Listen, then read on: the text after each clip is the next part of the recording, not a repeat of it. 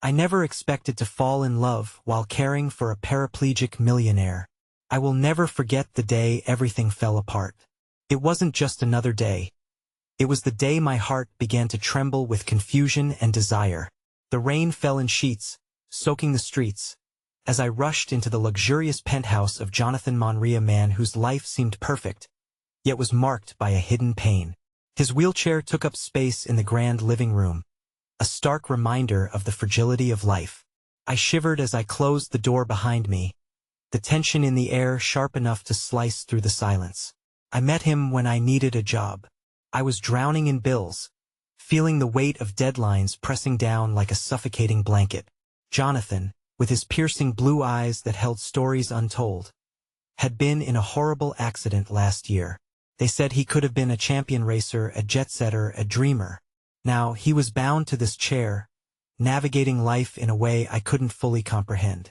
His family was a tangled web of expectations and disappointment. They hovered like ghosts, always watching, always judging. His moth-era fierce woman with a heart of ice never hesitated to remind him of his limitations. I could see the ache behind his confident smile when she criticized him. The flicker of pain was there, and it struck me deep. My own life was filled with my mom's expectations, too. She wanted me to be stable, to succeed, to find that elusive good guy. But how could I settle for a good guy when here was Jonathan, brilliant, charismatic, yet shattered? I felt drawn to him in a way I couldn't explain. Was it compassion? Or something deeper? My heart raced every time I wheeled him into the sunlit courtyard, watching him breathe in the world outside. I couldn't help but notice how he smiled brighter amidst the blooming flowers, vibrant against the drab gray of his reality. One evening, as the sun painted the horizon in gold and crimson, he called me to his side. I hesitated, my heart thumping wildly in my chest. The way he looked at me, tense and vulnerable, made my knees weak. "What do you want, Jonathan?" I dared to ask. His voice trembled as he replied, "To feel alive again." Just like that, everything shifted. There was a charge in the air, a crackling tension. My hands shook, caught between the spark of hope and the dread of heartbreak. What if I fell for a man who might never be able to love me back? What if I lost everything when loving him felt like the only right thing to do? As the dusk deepened around us, a sudden noise shattered the moment. His mother stomped in, her presence cold, slashing through the warmth. "What are you doing?" She spat, her eyes narrowing in contempt. My heart sank, and a lump formed in my throat. Had I crossed an invisible line? The tension hung thick like a fog, winding my thoughts into knots. As I backed away, I glimpsed Jonathan's face, a mixture of anger and helplessness. I felt like a pawn in a game I didn't understand, my own heart weakening as I turned to leave. Was this the end?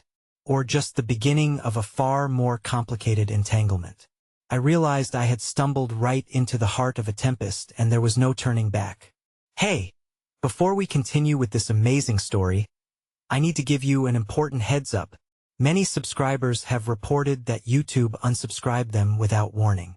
Take a quick second to check the red button below to make sure you're still subscribed to the channel.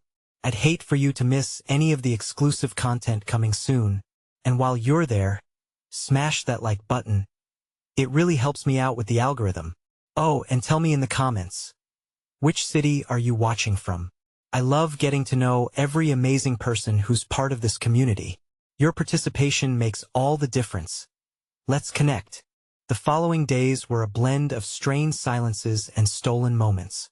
I carried the weight of Jonathan's mother's disapproval like a lead blanket, suffocating and relentless. Each time I entered the penthouse, the air felt thicker, filled with words both uttered and unspoken, echoes of tension reverberating through the grand, empty spaces. I faced the sharp glances of his family, each one a reminder that I was a caretaker, not a companion, a position I hadn't signed up for but felt increasingly trapped within. Yet, in the stillness of dawn, before the world awoke, Jonathan and I found our refuge. I would sit beside him on the balcony, coffee cups in hand, the horizon painted in soft hues, stirring something vibrant between us. His laughter, gentle at first, grew louder, breaking through the barriers of sorrow that seemed to darken his surroundings. Every chuckle was a small victory, a reminder that he was still alive beneath the weight of his circumstances. But one crisp morning, as the sun peeked shyly over the horizon, I arrived to find him alone, his eyes clouded with a storm too familiar. I rushed to his side, fear clutching my heart. "What's wrong?" I asked, my voice trembling.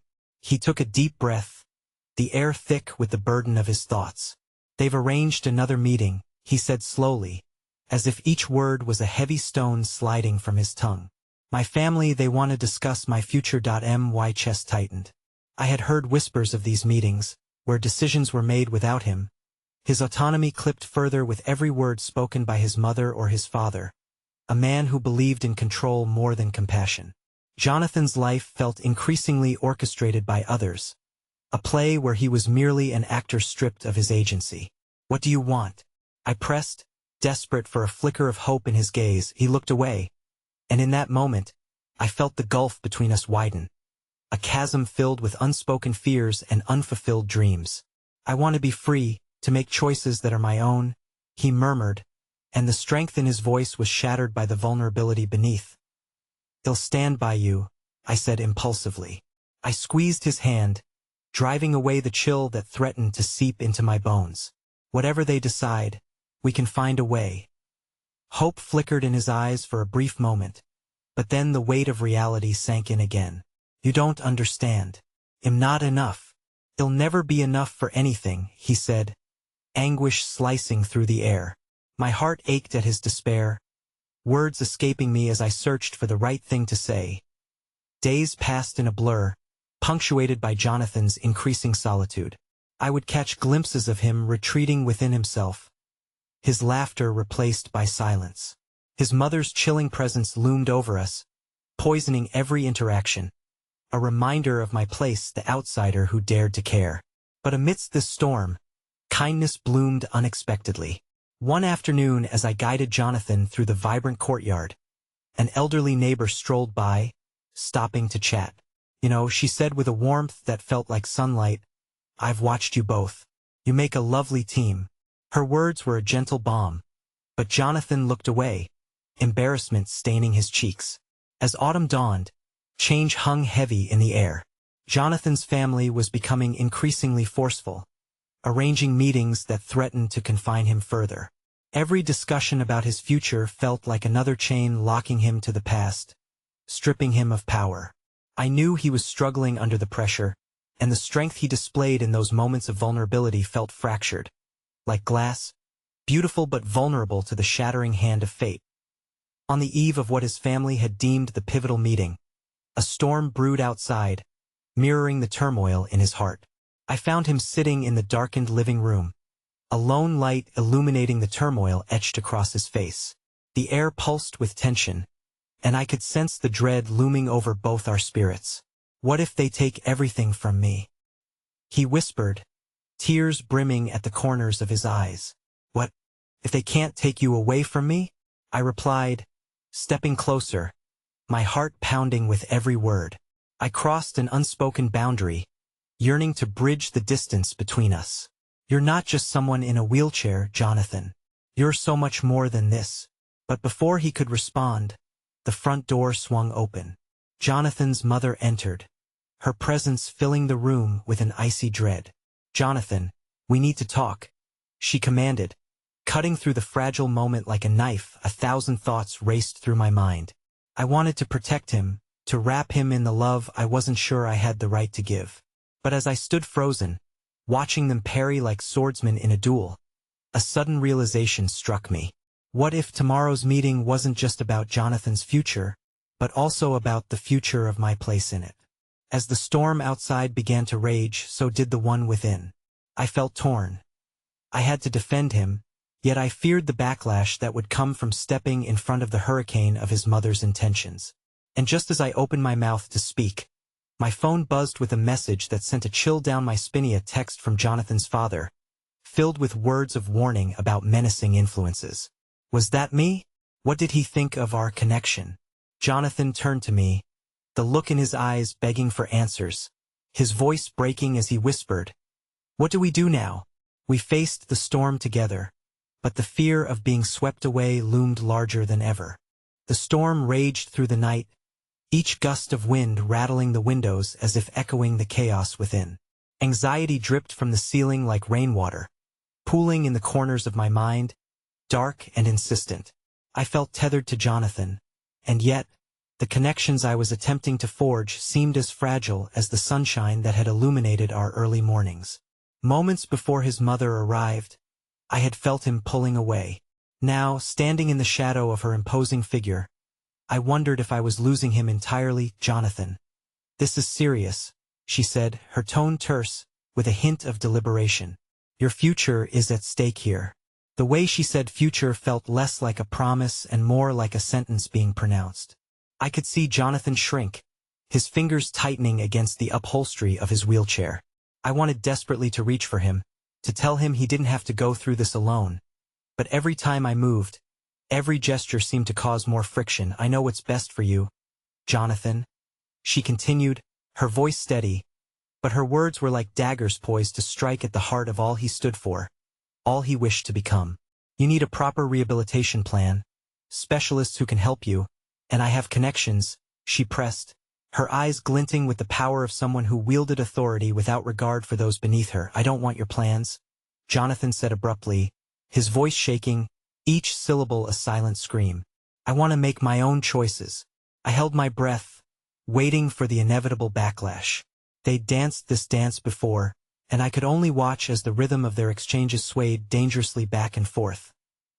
His mother's eyes narrowed, a fleeting moment of vulnerability crossing her face before she hardened again.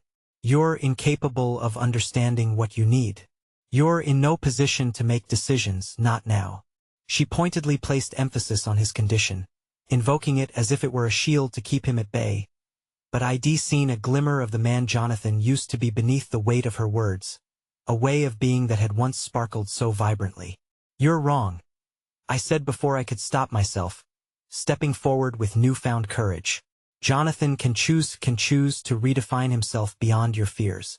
My heart raced as I watched her surprise morph into fury. "Who do you think you are?" she shot back, her voice crackling like the thunder outside. "You're just a caretaker, nothing more." The cruelty of her words carved deep, and Jonathan flinched, hurt etched across his face. I stepped in closer, grounding myself in the tremors of my own heartbeat. "I'm someone who cares about him, who sees his potential and wants him to fly," I shot back, my resolve swelling. But even as I stood my ground, I was acutely aware of the precarious line I was walking. This was no longer just a matter of Jonathan's future. It was about mine as well. Silence fell between USA thick confrontation, punctuated only by the sound of rain battering the windows. Jonathan's mother turned away, her mouth curling in disdain as if she were dismissing something beneath her. "You need to make a choice, Jonathan," she said coldly, her back to Maya, dismissal that felt toxic. "You can either embrace the reality of your situation, or continue to wallow in this pathetic notion of freedom." Jonathan's expression shifted, conflict wrestling behind his stormy eyes. "I'm not pathetic," he whispered, his voice small, the bravado fading. "I refuse to see myself as your puppet any longer." But her words clung to him like a shroud. When she left the room, that cloud of dread lingered in aftermath of rage that glared down on us both. The moment felt heavy, like the calm before another tempest. Expecting an eruption, I clasped Jonathan's hand tighter, trying to transfer my strength into him. "I know it's hard, Jonathan, but know that you can fight back. You are more than what they define you as," I encouraged, desperation wrapping around my throat. "I don't know how I just feel so lost, and it seems impractical to fight when the odds are stacked against me," he replied, the weight of his words crashing down on us like the falling rain. "But you aren't alone in this battle," I reassured, desperately blurring the edges of uncertainty. "Together, we can figure this out." Jonathan looked at me then, eyes sleek with pent-up pain and the glimmer of something else, an inkling of hope against the onslaught of despair. "I don't want to drag you down," he murmured, the raw ache evident in his voice. "You're not dragging me down. You bring light to the here and now, Jonathan, don't you see that?" I pleaded, my lips trembling at the utterance of those words. Just then, The shrill sound of my phone interrupting the moment nearly startled me. I glanced down and felt the blood drain from my face. Another message from Jonathan's father, this time a direct threat, obscured in the guise of concern over the influences ruining his focus. My hands shook as I read the words, the implications washing over me like cold water. Who is it? Jonathan turned towards me, sensing the shift in my demeanor. But there was no way to conceal the fear creeping into my voice. "It's from your father," I managed to say, my breath catching. "What does it say?" That he's watching you. And that he's not pleased with my influence." The electric tension hung in the air like an unplayed note, heavy and pregnant with unspoken fears. Jonathan's expression shifted, his eyes widening, a sharp realization breaking through the murky waters of dread. "Watching? Why would he began, but his voice faltered. "The implications crashed down on us both. I don't know. But he seemed to suggest," I hesitated, the words catching in my throat, "that if you don't conform, the future we imagine together can be taken from you, from us." Fear pooled in Jonathan's gaze, and in that moment, a whirlwind of emotions built within me. It felt as if the ground beneath us had shifted, moments shared flickered like candlelight, hopes cast against the encroaching darkness threatening to swallow us whole. The battle lines were drawn, and for the first time I wasn't sure who would end up victorious. Would it be the love forged through shared struggles, or the heavy expectations tethered to his family's legacy? As the storm continued to thump against the windows, I realized the fight was just beginning, and I wasn't ready for what came next. An uncertain journey laid out before us, fraught with obstacles and heavy with the cost of vulnerability. What would tomorrow bring when the meeting commenced, and who would decide Jonathan's worth? As Jonathan turned to face me, I glimpsed a flicker of defiance, but doubt strong enough to choke it back. We were on the precipice of a new chapter, and it was going to test everything we believed in. The rain had tapered off into a gentle drizzle, but the storm's echoes still haunted the corners of the room. I watched as Jonathan sat in silence, absorbing the weight of the looming threat from his father. It was as though the walls themselves bore witness to his turmoil, their presence suffocating. I could see the shadows of self-doubt creeping in, aimed directly at the heart of his resolve. For a moment, I felt utterly helpless, nearly consumed by the enormity of the situation. But the instant I glimpsed Jonathan's face, a flicker of determination tugged at my own spirit. He was still there, beneath the layers of fear, battling against the odds. I needed to remind him of that fire, that glimmer of hope still flickering despite the gale he faced. "Let's go for a walk," I suggested, the idea emerging swiftly from my desperation to lift him from the confines of his apartment, even if just for a breath of fresh air. The thought was met initially with a hesitant frown, but as I continued, I sensed the resolve in my tone ignite something inside him. "I can't just leave," he replied, though there was a hint of longing in his voice.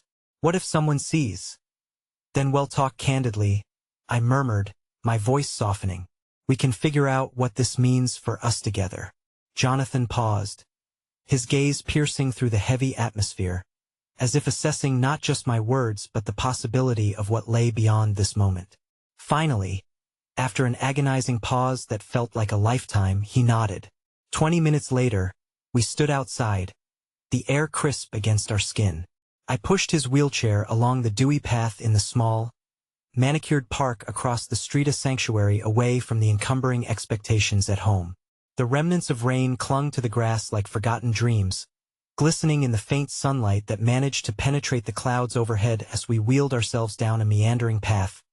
The rustling leaves seemed to whisper possibilities, and for the first time since his mother had left, Jonathan looked somewhat lighter. "What if I don't have the answers?" he asked, uncertainty still piercing his gaze. "Then we'll search for them," I replied, willing my conviction to seep into him. "There's no shame in not knowing everything. It's part of finding your way." He looked away, his eyes scanning the horizon, a place so different from the walls he'd grown accustomed to. "You make it sound so easy." "Easy? No, it's terrifying," I admitted, chuckling lightly at the absurdity of it all. "But I'm here with you, and together, we can face whatever comes our way." A small smile tugged at the corners of his lips, a fleeting glimmer of warmth that sent ripples of hope through my heart. It felt as if we shared a private pact, a momentary need to shield one another from the tempest within and beyond.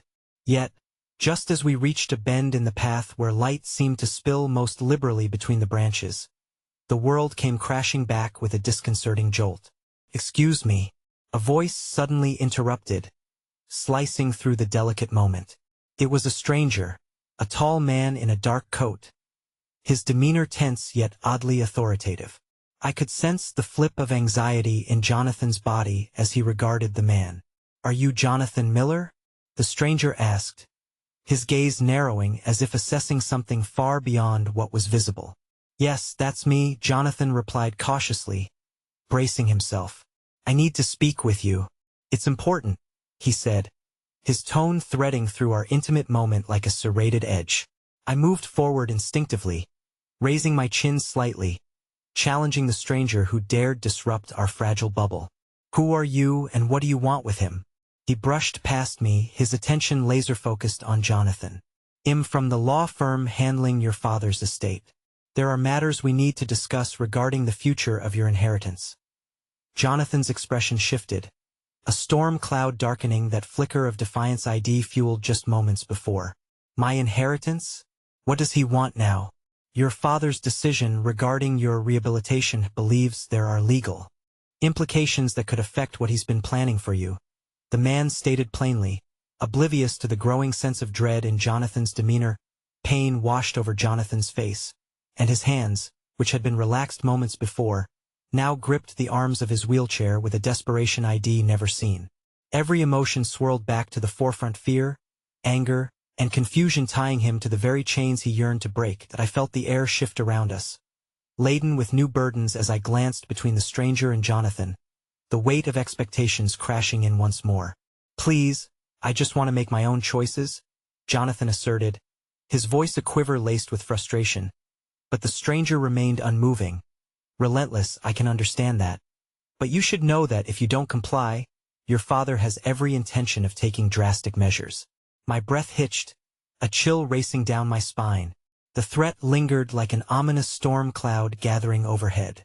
Before I could interrupt, Jonathan looked up, eyes flashing with something that resembled fire. "You tell my father I am done being a pawn. I will fight this, I will fight him." The stranger's lips tightened, and without another word, he turned away, leaving us both to grapple with the implications of his visit. As his retreating figure became blurred against the backdrop of still blackening clouds, Jonathan's gaze shifted toward the ground. I could almost feel the tension radiating from him, an oppressive reminder of the battle that awaited. "We thought we were creating our own path, but it seems the world has other plans," I whispered, desperation creeping into my tone. Jonathan's shoulders, usually taut with conflict, sank slightly as he let out a shaky exhale. "What if he's right? What if this is all there is left for me?" A strangle of anxiety twisted within me, urging me to shield him once again as fear gripped my heart. But I reached for his hand instead, squeezing it tightly, feeling the warmth of his skin against the coldness of the world creeping in. "No, Jonathan. You're so much more than your father's legacy. We will find a way, whatever it is." As he met my gaze, I noticed something profound within him struggling to surface an echo of hope. Perhaps the ember that had sparked throughout our journey together was still alive, even amidst the shadows threatening to engulf us. But before I could breathe a sigh of relief, another message pinged on my phone, the screen illuminating my unease as I glanced down, reading words that shook me to my core. It was from Jonathan's father, the threat now sharpening into something far more sinister: "That I won't let you take him from me. You don't belong in his life.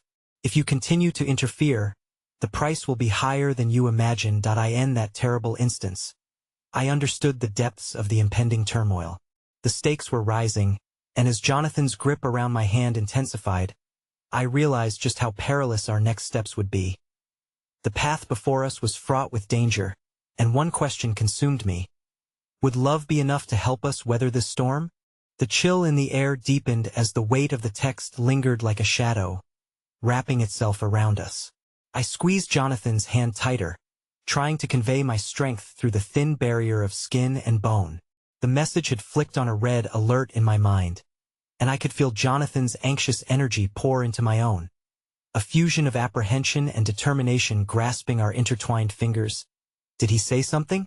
Jonathan's voice was barely above a whisper, his expression shifting from anger to fear. No, it's just a message about work, I replied, my heart racing as I contemplated the implications of the words. I needed to protect Himus at all costs. But how could I convey that to him without deepening the unease etched in his brow? Can we go back? Jonathan's gaze darted around the park, his urgency palpable as he searched for stability amidst the chaos. Yes. Let's go. I gently began wheeling him back, dodging the last vestiges of rain-soaked grass that glimmered like tiny stars in the low light. The world around us blurred momentarily, yet within the swirling emotions, I felt the delicate threads of our connection tighten. Just as we reached the park exit where the concrete met the soil, Jonathan breathed deeply, as if summoning his strength. I don't want to run from him, he said, his tone resolute, infusing me with a surge of pride. I can't keep my head in the sand. I need to confront this. Are you sure? My heart flickered at the thought of Jonathan facing his father's wrath unprotected. I don't want you to put yourself in danger. He turned to me, and behind the veil of uncertainty lay a fire for the fight, illuminating his fierce resolve. I can't let him dictate my life any longer. It's not just about the inheritance anymore. It's about what I want, who I am. My chest tightened as his courage ignited something within me, a shared understanding that all those moments of hope we had discovered were leading us somewhere vital. So what's our next move? I have to talk to him directly, face to face, he stated, confidence settling over his expression but quickly overshadowed by a flicker of doubt. It might be dangerous. You won't be alone. Well, do it together, I promised, feeling the gravity of the vow settle heavily upon my shoulders. But first, we need to prepare. We should think through our strategy and maybe get legal advice too. People in the park cast fleeting glances our way, their lives moving in determined focus as we lingered at the edge of an emotional abyss. But before our impactful conversation could spiral further, a faint giggle caught our attentions. Two children darting around an oak tree, their laughter rising triumphantly into the air, a stark contrast to our somber reality. You ever consider just running away?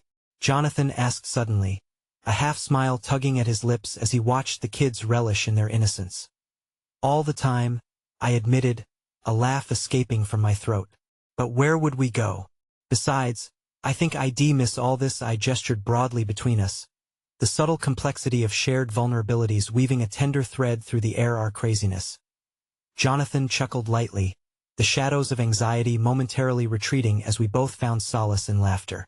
But soon, the reality crept back in, and I could see his brows furrow with the pressure mounting in his heart. That I need something from you, he said, suddenly serious. Anything, I replied, momentarily oblivious to the rising tension enveloping us again. I need you to promise me that no matter how dark this gets, you won't leave. It can't just be me fighting. I can't do this alone. His request struck deep, like an anchor settling into the shifting sands of uncertainty. I swear, Jonathan, you're not alone in this fight. I won't abandon you. As we settled into our silent pact, the phone vibrated harshly against the backdrop of the stillness, a reminder of the tempest swirling around us. I reluctantly glanced down at the screen. Another message from Jonathan's father. Your time is running out. Decide, or I will. Jonathan's face drained of color, fear spreading, like wildfire in his eyes. Two can't face him. What do I do? What if he acts on that threat? Jonathan. I took his hands in mine, forcing him to meet my gaze. We'll figure this out. Together, remember? Let's get the help we need, assemble our resources, and prepare for this confrontation. He nodded, chewing on his lip, worry still etched on his face, but the flicker in his eyes hinted at strength. Can we meet with someone?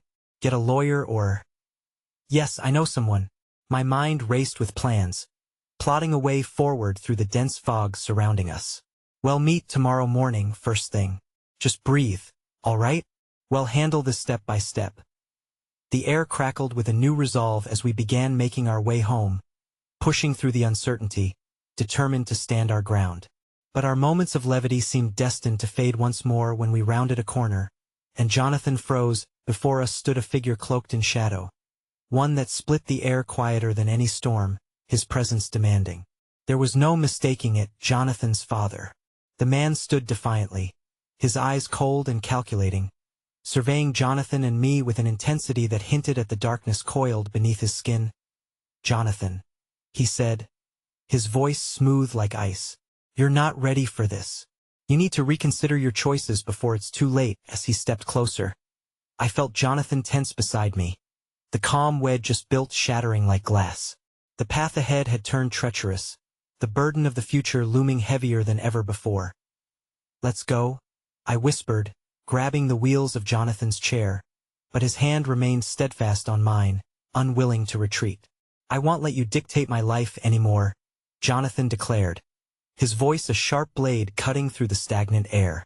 But as his father's gaze fixed upon him, a monster unfurling, fear surged through me once more. The confrontation I had tried to prepare for loomed, still untouched yet palpably close, and the stakes had never felt higher. How could we fight this battle when it felt like the very foundation of our hopes was crumbling beneath our feet? As Jonathan's determination clashed against his father's looming shadows, an unsettling thought nestled itself in my mind. What must we sacrifice to take back Jonathan's life? And was love truly enough to anchor us through the storm ahead? The world tilted on its axis, and everything around us blurred into an indistinct haze as I absorbed the gravity of Jonathan's father's presence. The weight of his icy stare pressed down on Jonathan and me, threatening to suffocate the fragile hopes we had begun to cultivate. The rush of recent moments, the laughter, the unity evaporated like mist, leaving nothing but the stark reality of confrontation. "Let's go," I urged again, more forcefully now, but Jonathan's grip tightened around my hand, anchoring me to where we stood. "And oh," he replied, his voice unwavering as he faced his father, "I'm not afraid of you anymore. This is my life. Is it?" His father's voice dripped with condescension, and he took a step closer, invading the space that had felt, just seconds before, like a sanctuary. "Your life is built upon my foundation. You think you can just cast aside the legacy you've been handed?" "Legacy?" Jonathan's voice rose, shaking with a mix of anger and pain. "You mean your expectations? You never cared about me and what I could bring to your empire." The words hung heavy in the air, and I could see Jonathan's father stiffen at the truth laid bare.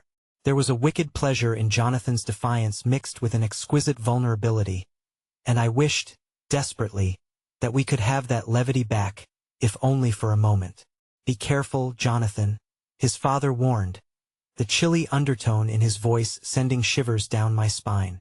"You don't understand the games being played. Life isn't just about frivolous desires like love or freedom. You think people will fight for you? You think she will?" He pointed his finger at me, the accusation sharp and slicing through our shared moment that I stiffened, but Jonathan's eyes were aflame, drawing strength from the assurance in the depths of his heart that I had only begun to glimpse.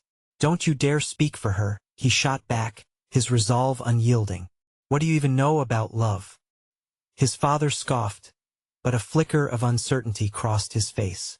There was a crack. The solid foundation he had built for himself momentarily faltered under the weight of his son's honesty. Or was it something more sinister?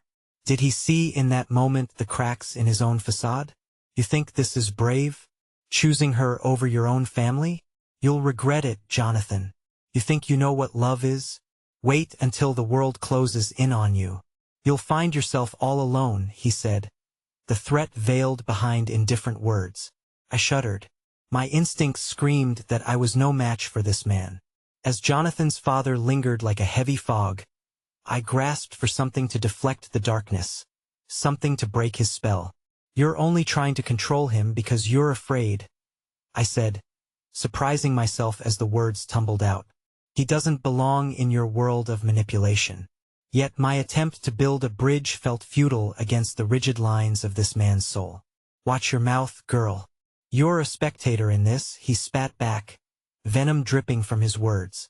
I felt Jonathan tense beside me, and what I intended as a shield turned dangerously into a target. "Maybe it's time you realize we won't stand by while you dictate his life any longer." I replied, my voice steadier than my heart felt. It was my turn to stand my ground, to wield the weapons of our shared vulnerability and defiance as armor. Behind me, I could feel Jonathan breathing deeper, anchoring his energy against the encroaching darkness.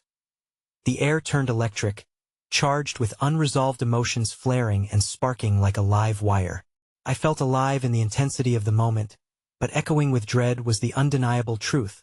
This confrontation could break us or bind us together in an even deeper allegiance. Then, his father's expression shifted from contempt to something I couldn't quite place, a flicker of fear edged with rage. You think you can just run off into the sunset together? You think happiness isn't worth the price? He sneered. Maybe the price is exactly what we're not willing to pay, Jonathan countered, and his voice, steady and bold, reverberated against the silence that enveloped us. But behind his fierce exterior, I could sense a tremor of uncertainty, a crack threatening to widen at any moment. For a split second, I thought I saw Jonathan's father hesitate, and in that pause, I seized the momentous small grip of hope, a chance to guide Jonathan toward the door of freedom he so desperately sought. We're not afraid of the choices we make, I declared, squeezing Jonathan's hand tighter, urging him to step closer to my side, closer to liberation with a flick of his wrist. His father waved off our declaration as if dismissing a nuisance. Then let's see how courageous you both really are. And with that, he turned briskly, retreating into the shadows from which he came, leaving behind a swirling tempest of tension that echoed like a prelude to an inevitable storm. Jonathan, I started, feeling the adrenaline drain as relief washed over me. Yet unease settled in the very depths of my core. I'm fine, he interrupted, but there was a crack in his voice, a growing fissure that gnawed at me. As we turned to leave the park, desperation coiled around my chest, and my instincts knew that the confrontation was far from over. The shadows may have retreated for a moment, but the fight was far from won. I glanced back, knowing full well that his father would not abandon this battle easily. There was always a final game waiting to emerge, and in the flickering streetlight, as we prepared to navigate the fragile threads of hope that remained, I couldn't shake the gnawing feeling that we had yet to uncover the full extent of the darkness lurking beneath Jonathan's father's threats. What if the stakes were higher than we imagined? What if our love was not the anchor we needed but the very thing that drew the storm towards us? And as we stepped off the path and into the realities of our fight, an ominous thought chilled my heart. What if Jonathan's father had already laid his plans, using our defiance against us before we even realized it? As the moon hung like a watchful eye over the city, illuminating the pavement with a soft glow, I felt the pulse of the night echoing in sync with my racing heart.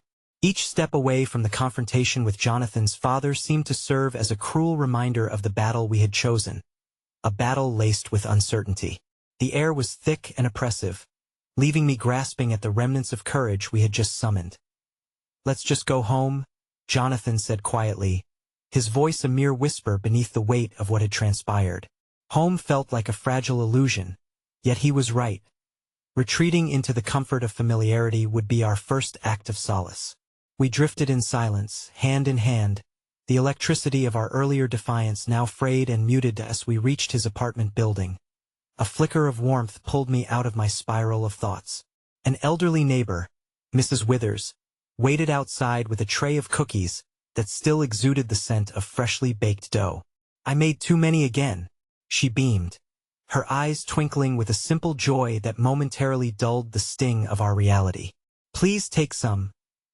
Jonathan hesitated, glancing at me as if uncertain whether to take part in this small slice of normalcy. I squeezed his hand, an unspoken encouragement to acknowledge the kindness. Thank you, Mrs. Withers. They smell incredible, I said, smiling genuinely as we accepted the warm offering as we stood there, delicate cookies in hand. Mrs. Withers regaled us with tales of her youth, stories marked with laughter and moments that felt woven into the fabric of time. In her presence, I could momentarily feel the tension dissipate, a reminder that not all interactions had to be fraught with conflict. Yet, as she spoke, I noticed Jonathan's gaze drift beyond her, lost in a storm of his own thoughts. The smile on his face never fully reached his eyes, and I could see the tendrils of fear creeping back in, clawing at the edges of his resolve. I wanted to comfort him, to tell him that this was just a momentary reprieve from the chaos, but the thought felt fragile against the weight of his father's words. We retreated to Jonathan's apartment, the chill of the confrontation creeping back into the warmth of familiarity. He slumped on the couch, the stillness surrounding us almost suffocating. I sat beside him, our hands still intertwined, but our connection felt stretched, strained under the growing weight of uncertainty. "You shouldn't have stood up to him like that," Jonathan murmured, his voice breaking the silence with a whisper laced with concern. "You could have made it worse, Dano," I replied, my heart aching at his worry. "I don't regret it. He needed to understand that we're together, this is our life." But even as I spoke the words, doubt clung to me, lurking in the shadows of our shared space. Jonathan turned to me, his eyes searching mine. "But what if he decides to retaliate? What if he has something planned? I can't let you be dragged into this because of me," he said, a desperation lacing his tone. Holding back the quiver in my voice, I replied, "Jonathan, this is about us. It's about standing together against the tide of expectations. We are stronger as a unit." He looked away, and a wave of helplessness crashed over me. I wanted to shake the fears from his heart, to anchor him with the belief that we could weather the storm together. But the uncertainty hung like a heavy shroud, breathing down our necks. In a moment of stillness, I picked up my phone, the bright screen illuminating Jonathan's face as I searched for any news regarding his father, anything that showed I could protect him from the looming threat. My fingers trembled as I scrolled through snippets of articles that danced around his father's business dealings and public persona. One link caught my eye, a whisper of something hidden within the polished facade, a story about a lawsuit involving a former business partner. "Jonathan," I called, my heart racing as I summoned him over to look. He leaned in closer, curiosity flickering in his eyes but shadowed by reluctance. As I read through the details, understanding dawned. There were whispers of misconduct, murky waters swirling beneath the surface of his father's empire. "What does this mean?" Jonathan asked, his voice barely a breath. "That it means your father isn't as untouchable as he wants everyone to believe," I said, my heart pounding with urgency. "If there's a chance to expose something that could weaken him, maybe we can do something, make him think twice before trying to tear us apart." A flicker of hope lit up Jonathan's expression, though skepticism still tethered him. "We're not lawyers or detectives. We're just us." "Exactly," I said, determination rising within me. "We may not have the resources, but we have each other. If we're going to face this together, we can't back down." But as the words left my lips, a dread unfolded within me.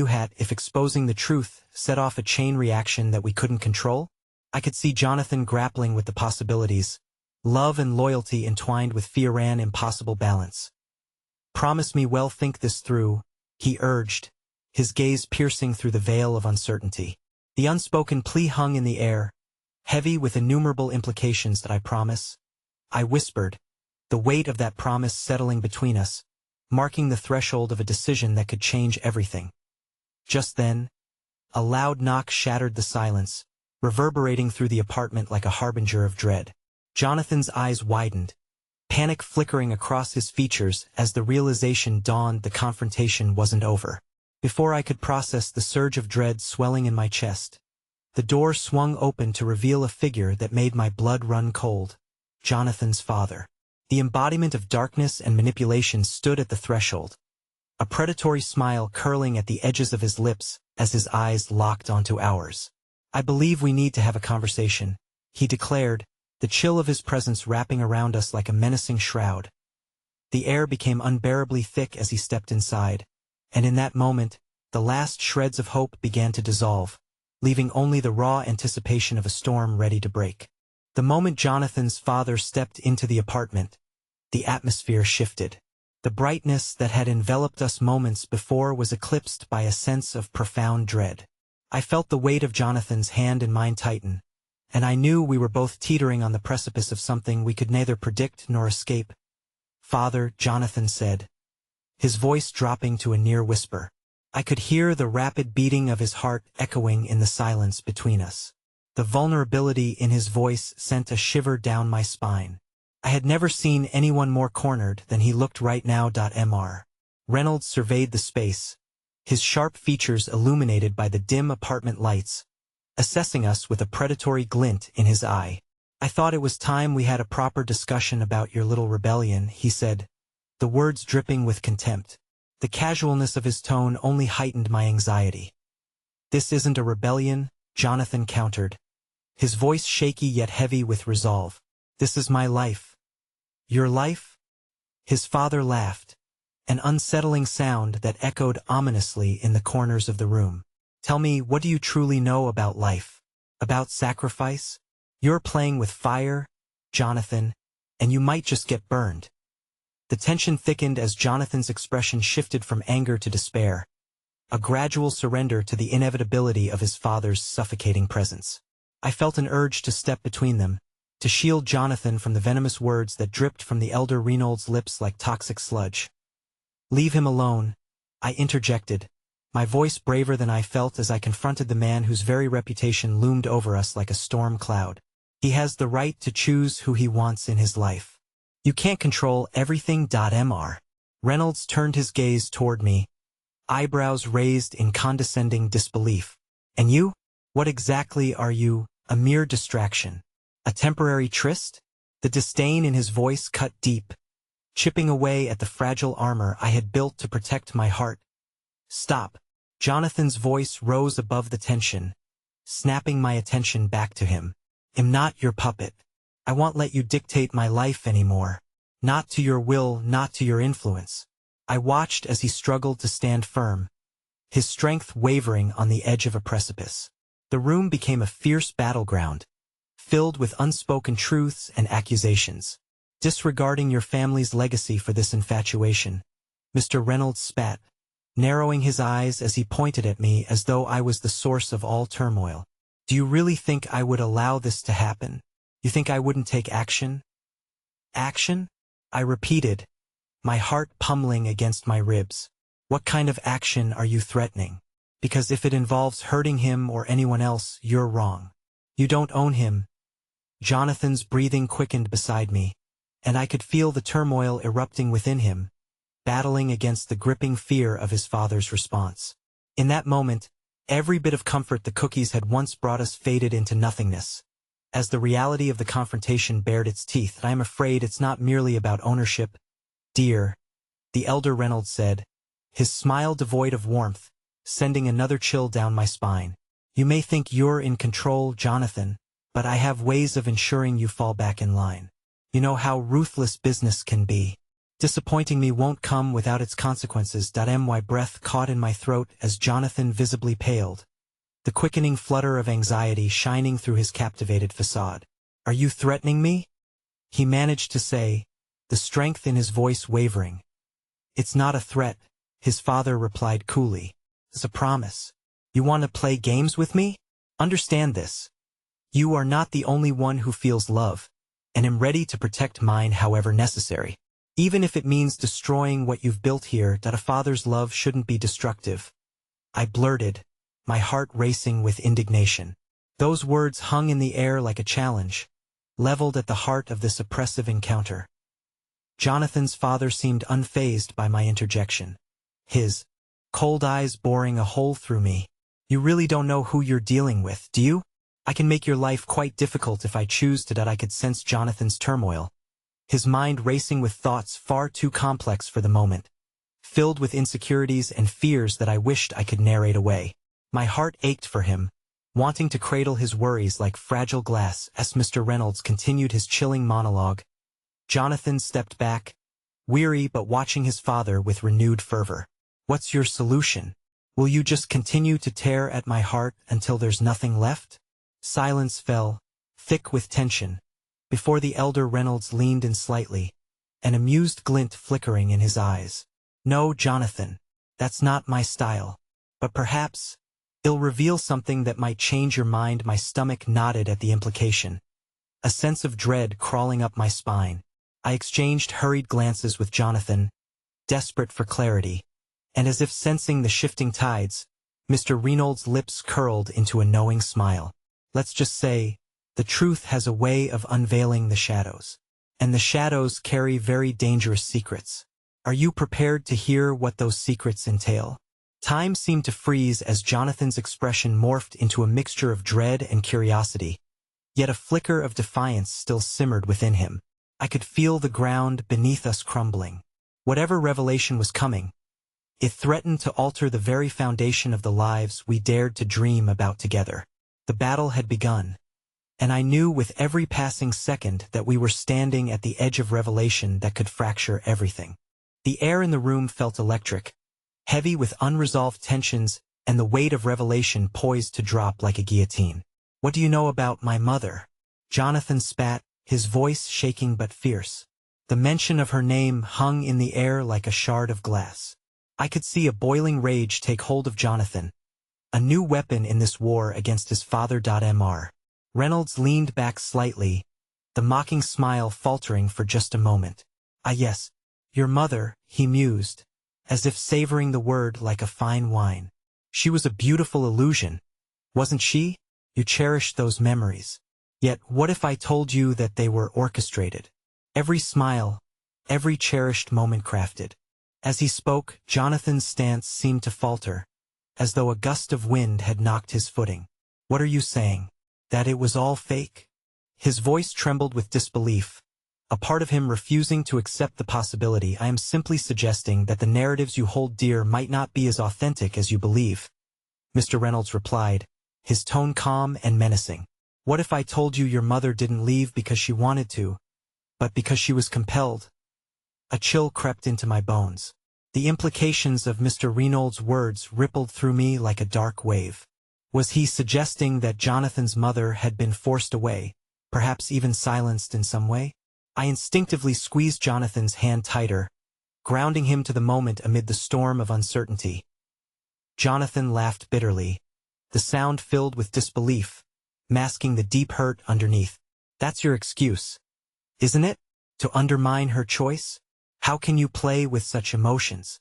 The heat in his words ignited the tension further.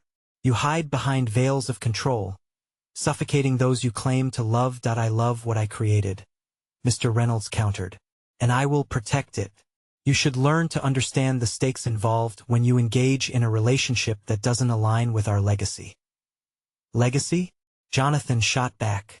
"Your legacy is built on fear and manipulation, not love." The fire in Jonathan's eyes held a fierceness I hadn't witnessed in our time together. It was both terrifying and beautiful the way fury electrified him, reminding me of the strength he harbored beneath his vulnerability. A silence filled the room, charged with emotions so raw they felt palpable. It was a standoff of sorts, and I wondered how long Jonathan could hold out against the storm brewing within his own family. "Do you really believe your defiance will alter your family's trajectory?" Mr. Reynolds questioned, his voice oozing with disdain. "You can resist all you like, but the truth can shatter you." "Saying the truth doesn't make it so," Jonathan said, barely containing the tremor in his voice. "What truth do you possibly think you hold over me, given how easily you manipulate the emotions of those closest to you?" Mr. Reynolds chuckled darkly. "Oh, Jonathan, you give yourself far too much credit. This isn't merely about emotion. It's a game of power. You've yet to see the whole board." "What the hell do you even mean?" Jonathan pressed, frustration seeping through his desperation. "Just say it. What do you know?" Slowly, Mr. Reynolds leaned forward, lowering his voice to a conspiratorial whisper. "I can't reveal everything, not just yet. But trust me, the truth about your mother is not just a childhood fable waiting to be unraveled. What you'll find if you dare seek it might change everything you thought you knew." I could feel Jonathan's heart race beneath my fingers, unwavering yet vulnerable. The mention of his mother twisted the coil of conflict tighter amongst us. My thoughts were racing to if Mr. Reynolds had information that could tip the balance. We needed to understand it, but at what cost? As Jonathan wrestled with these colossal revelations, I felt an unsettling urge wash over me. What if you were wrong? I dared to question, breaking through the oppressive tension. What if seeking that truth leads to a darker reality than the lies? Mr. Reynolds regarded me with an expression that could only be described as a hunter surveying. "Pray, you're quite brave, aren't you?" he said, a hint of amusement creeping into his tone. But bravery can lead to destruction. Would you be willing to watch everything become undone to chase after a tattered truth? I could see Jonathan grappling with this, the betrayal of his father looming large over him, while my heart ached for him. What are you going to do now? I whispered to Jonathan, but my voice felt so small against this tide of revelation. He turned to me, the fire in his eyes dulling to a flickering glow of uncertainty and determination. I need to know the truth, he said quietly, defiance returning. Even if it means walking into darkness. He resolved to step into this unknown. My pulse quickened with fear and undeniable hope. Before we could further discuss our options, Mr. Reynolds leaned back, a cruel smile curling his lips. Then let the final act begin. I can't wait to see how this plays out. His confidence filled the room like a disturbing specter, and in that moment, I realized the stakes were higher than just Jonathan's relationship with his family. This was a battle steeped in shadows far deeper than any of us truly understood. Jonathan took a breath, and I felt the intensity of the moment coalesce around us, creating a sentinel of impending revelations. I could sense the dread hanging heavily like a tangible entity, but there was also something else surging through the tumult: was the indomitable power of choice. The door creaked slightly behind us, an unexpected sound slicing through that suffocating atmosphere, and we turned together, eyes wide and hearts racing, ready to confront whatever threat or new revelation lay beyond that threshold. Little did we know, our foundations were about to tremble in a way we hadn't anticipated. The moment that door cracked open felt like the shattering of glass, a sudden and undeniable shift in the fabric of our reality. What revealed itself through that narrow gap wasn't just the weight of Jonathan's father's anger, but something far more unsettling. There stood his mother, her silhouette framed in darkness, holding a letter, her expression a mixture of panic and resignation. "Jonathan," she began, her voice trembling, tears glistening unshed in her eyes. "You need to listen." Her presence was a raw wound, not the monster we'd envisioned, but a mother caught in a storm of her own making. "What are you doing here?" Jonathan snapped, disbelief lacing his anger. "You've caused enough damage. Don't you think it's time to back off?" She shook her head slowly, inching towards us, the letter still clenched tightly in her grip. "No, you don't understand. I've made mistakes. But this isn't just about you, it's bigger." The gravity of her words hung heavily in the air, a pendulum swinging between anger and desperation. "Spare us your theatrics," Mr. Reynolds scoffed, crossing his arms as if he were the only authority in this room. "Do you think your meddling is welcome here, Penelope?" Penelope, Jonathan's mother. Suddenly, she was so much more than just the icy figure I'd summoned in my mind. In a heartbeat, I realized that even in her silence, she had carried an unbearable burden. "Stop," I intervened softly, my heart racing as I glanced between them. "Whatever this is, maybe it's time to put the past behind. If we're going to confront the truth, we need to do it together." I could feel Jonathan's tension beside me, uncertainty radiating from him as he shifted in his seat. The folds of silence wrapped around us as Penelope edged closer, her gaze moving from Jonathan to his father like estranged planets in a celestial battle. "I've brought you something," she said, her voice barely above a whisper. "Something you need to see. Something that might change everything." She extended the letter toward Jonathan, her trembling hand revealing the words meant to alter destinies. "Why should I trust you?" Jonathan replied, conflicted emotions swirling in the depths of his gaze. His anger fought against a yearning for something hidden in the shadows of his childhood memories.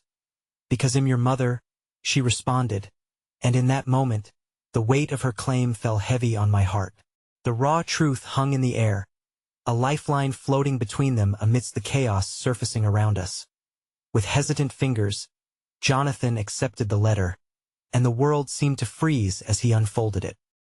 His breaths turned shallow, his fingers trembling as he read. The anxiety simmering just beneath the surface threatened to boil over, aching for release. "What is it?" I pressed gently, not wanting to intrude on this intense wave of emotions, but unable to contain my own curiosity. He looked up sharply, confusion and pain etched in deep furrows along his brow. It's a will. My mom's will." His voice trembled, disbelief weaving its way through the air as he continued. She wants me to know the truth about everything, what happened with her leaving, why it's tied to the family business. In an instant, I felt the atmosphere alter, an unseen force shifting the very ground we stood upon. The truth she was speaking of could unravel years of deception. A truth that might ignite flames of hope or burn everything to the ground. Then let's hear it, Mr. Reynolds bellowed, his facade cracking slightly as he stepped closer, eager yet hesitant as his wife grasped at the remnants of her choices. Why are you doing this, Penelope? He sounded almost desperate, as if his own foundation began to tremble at the thought of losing control. You want to know why I left? She spat back, her own emotions surging to the surface, cascading like the fragile remnants of a dam. It was to protect you. Both of you. Your father Jonathan's eyes didn't waver, anchoring himself in the uncharted waters rising around us. What did he do? The words fell from his lips laden with curiosity mingled with the bitterness of betrayal. The truth is, she paused, her next words laden with gravity, he was never just controlling. He was dangerous. I thought leaving would save you. I should have fought harder to stay, to fight him, but he had already set those wheels in motion. I didn't want to lose you. Silence overtook us, the air thick with the weight of realization. My heart clenched. The knife twist of her confession cut deeper than words. It unspooled Jonathan's childhood myths and laid bare a truth my heart had only feared existed. Yo, you mean to say that this has all been a farce? Jonathan asked slowly, processing the myriad emotions stacked between them. That my life has been predicated on your fear and choices. Penelope nodded, her tears overflowing, etching paths of regret across her cheeks. I let your father shape the story of our lives. I was so afraid of losing, of his wrath, that I lost sight of what really mattered, what I should have fought for with everything I had. My mind reeled, the emotional tapestry interweaving like threads of fate converging upon a singular point. Here they stood, two figures tied in anguish and resilience, faced with a choice. You can't just tell us this now and expect everything to be fine, Jonathan shot back, emotions churning like a violent sea. Hiding the truth isn't protectiveness. It's a betrayal, I know. Penelope pleaded, fear woven through each desperate inflection. But if you allow me, I can help you navigate this. There are lawyers, plans. The business he's run isn't as untouchable as you think. We can confront him. We can unearth the truth together. Jonathan hesitated, caught in a storm of conflicting emotions. What do you want from me? Your apologies cannot erase the years of pain. The control he held over us. I want to help you break free, Jonathan. And this letter holds more than just legal ramifications. It holds the key to understanding how relentless fear can strangle those who should protect us. A storm brewed within Jonathan, fear, anger, hope mingling into something combustible. I watched as he clutched the letter as if it contained the very answers that might alter the trajectory of his life. Time hung suspended for an agonizing heartbeat until finally, determination surged through him. Then let's uncover those shadows.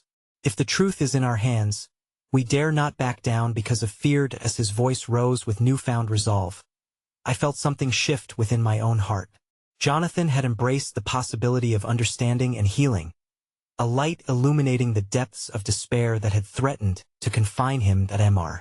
Reynolds watched in silence, a predatory gaze deeming whether to push back against their awakening or retreat in the face of a tide he hadn't anticipated. Together, I whispered, taking Jonathan's hand in mine, anchoring him amid the turmoil. We'll face whatever shadows await us. And in that tender, honest moment, a collective exhale swept through the room like the calm before a storm had passed. The allegiance forged between Jonathan and Penelope solidified against the backdrop of years spent wrestling against invisible chains forged from fear. Perhaps pain was a heavy price to pay for truth, but standing amidst that uncertainty, I felt that love could sear through the haze of deception, and together, we would unveil the tapestry of their family's nightmare. As Jonathan met my gaze, understanding passed between USA resolute strength, binding our hearts to the unfolding journey ahead.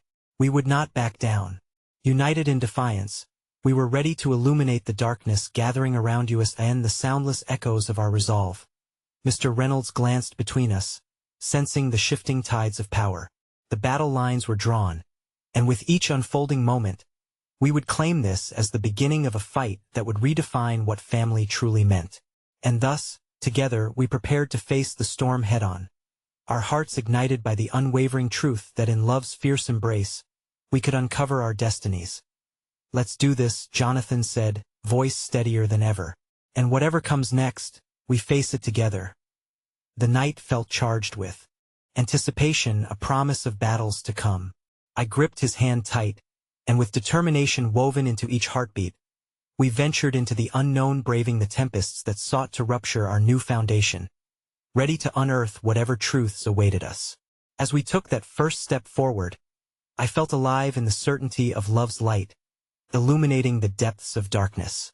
Together, we would prevail against whatever shadows dared to claim our futures.